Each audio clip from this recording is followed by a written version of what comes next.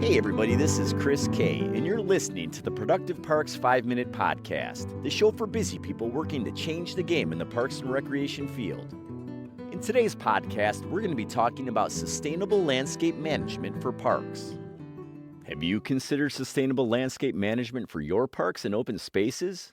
While using pesticides may be a convenient way to eliminate unwanted plants in areas, the negative impacts can far outweigh any benefits. Pesticides can pollute local water sources, harm essential pollinator populations, and degrade soil quality.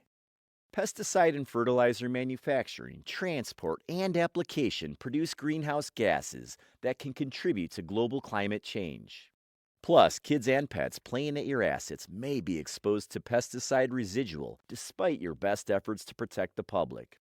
Sustainable landscape management and natural lawn care limit and eliminate the use of harmful, dangerous chemicals while ensuring the areas are healthy and resilient.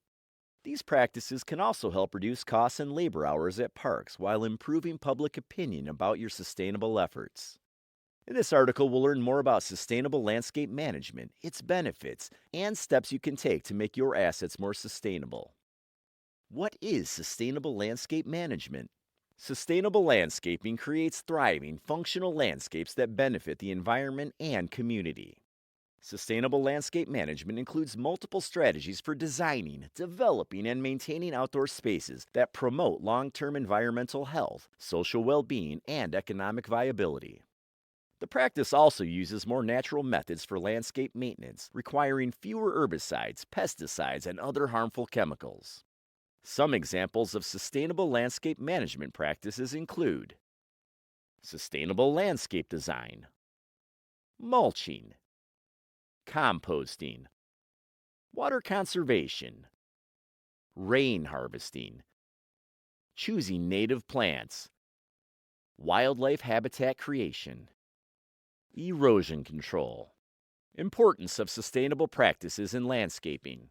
Even with this short list of sustainable landscape practices, you may already envision benefits for your agency and community. Here are a few reasons why you may consider changing your landscaping approach. Conserving resources. Creating areas that use less water, energy, and other resources helps reduce waste and negative environmental impacts. Choosing native plants that have evolved and adapted to the local climate requires less water and irrigation. Compared to turf grass, native plant areas can also help reduce rainwater runoff that may pollute local waterways. Sustainable practices also help maintain or improve soil health for a more robust, resilient local ecosystem. Preserving biodiversity. Planning and choosing the best plants in the best place allows the entire natural area to thrive. Choosing local plants local to the area helps maintain and support the local ecosystem. Native plants also provide food sources for local wildlife. Some invasive non-native plants can take over entire areas, crowding out native plants and eliminating this natural food source. Reducing greenhouse gas emissions. Caring for turf grass takes a lot of work. Emissions from mowers contribute to the pollution problem. According to the EPA, off-road gasoline-powered equipment, such as lawnmowers and other landscape maintenance equipment, emits about 242 million tons of pollutants annually. Non-road gas engines are responsible for 4 to 5% of the total greenhouse gas emissions in the United States. Replacing unused turf grass on your properties can cut down on some of these harmful emissions. Why parks and recreation agencies should consider sustainable landscape management. Cost savings. Using fewer resources also means saving on operational costs. Sustainable landscape management allows agencies to save money on fuel, irrigation, supply, and labor costs. You can reduce costs in several ways. Here are a few examples. Native plants require less overall maintenance to stay healthy and vibrant. Rain collection methods also help reduce the need for irrigation expenses.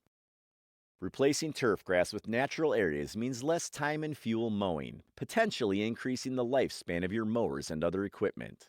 Planning and building sustainable landscapes may require an initial investment, but the overall savings should more than pay off in the long run. Safer, healthier parks. Developing landscapes that adapt to changing environmental conditions helps maintain stable, functional areas over time. Reducing or eliminating harmful chemicals lowers the risk of exposure to the public, wildlife, and water supply. Community health and well-being. Public sustainable landscaping sites can be a source of pride for the entire community. Healthy parks are a beautiful backdrop for community activities, recreational pursuits, and cultural opportunities. Natural areas and wildlife habitats allow people of all ages to cultivate a better appreciation of nature. These parks can provide a sanctuary to de-stress and unplug from the modern world. The added green space can also help reduce pollution that causes respiratory problems and other health concerns. Long-term viability. Being stewards of public lands, we want to make sure the choices we make now has a positive impact on future generations. Getting started with sustainable landscape management. Building a sustainable landscape doesn't happen overnight. It involves a series of small steps that ultimately reach the design goal. It's easy to get overwhelmed just thinking about how you can change your parks for the better. But you do it just like anything else, one step at a time. Get educated. This article only scratches the surface of the opportunities and ways to create more sustainable landscapes for your parks. Sustainable landscaping internet sources, seminars, and more are readily available to help you better understand this eco-friendly opportunity. Enlist help.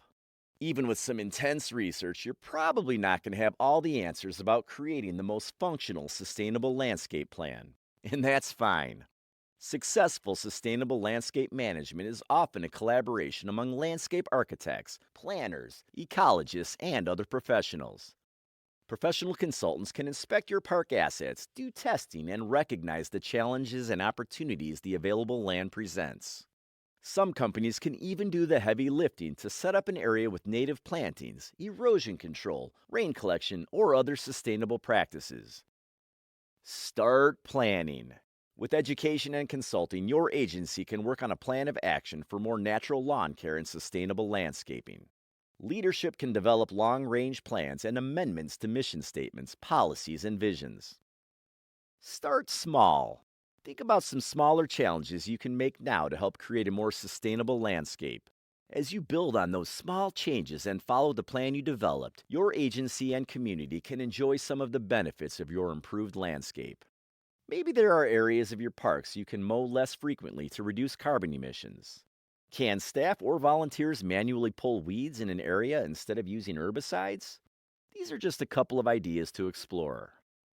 Track progress. How are sustainable practices making an impact on your maintenance operations?